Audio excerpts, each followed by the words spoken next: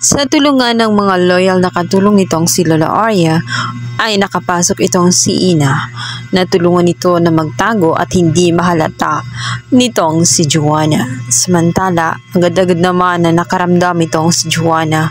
Agad-agad pinuntahan niya ang room nitong si Lola Arya dahil may nakapagsabi sa kanya na may nakakita kay Ina na pumapasok sa loob ng mansyon. Kung kaya't para makasiguro na hindi talaga nakapunta doon ang pinaka-nakakatakutan nga nitong si Joanna, kung saan ayaw niya na mawala ang pinapangarap niya ngayon na posisyon, kung saan kapag gumaling ang matanda ay maaaring pabalik sa dati ang lahat. Magagalit sa kanya ang lola dahil sa kanyang ginawa.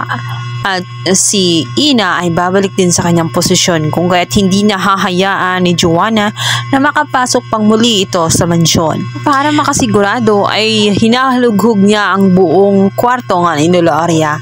Sinilip niya ang ilalim ng kama, ngunit hindi niya ito nakita, kaya naman wala siyang nagawa kundi umalis na lamang. Ang hindi niya alam ay nakapagtago sa loob ng aparador itong si Ina dahil tinulungan nga siya ng katulong. At nangako nga si Ina dito kay Lola Arya na babalikan siya dahil itong si Lola Arya ay takot na takot at nagmamakaawa na iligtas siya sa sitwasyon kung saan walang ibang tutulong sa kanya. Alam niya na mapapanganib ang kanyang buhay dahil patuloy nga siyang sasaktan. Bukod pa roon, ang pinapangamba pa nga nitong si Lola Arya ay baka pag nagtagal siya doon, instead na painumin siya ng gamot para gumaling siya, ay hindi ibang gamot ang ipapainom sa kanya para lalo itong lumala.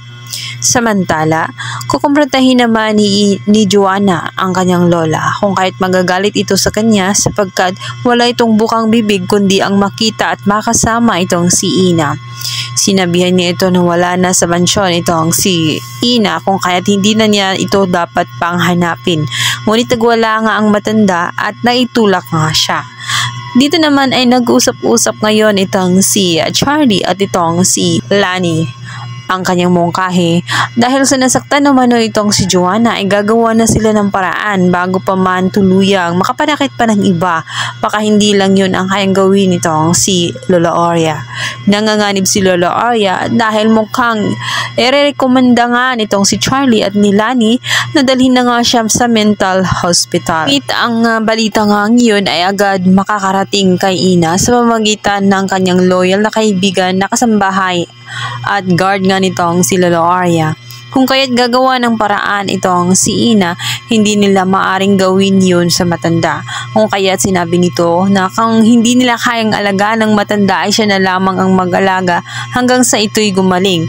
Kahit na hindi sila papayag ay gagawa siya ng paraan nang sa ganoon ay mailabas sa naturang mansyon ang kaawa-awang si Lola Arya.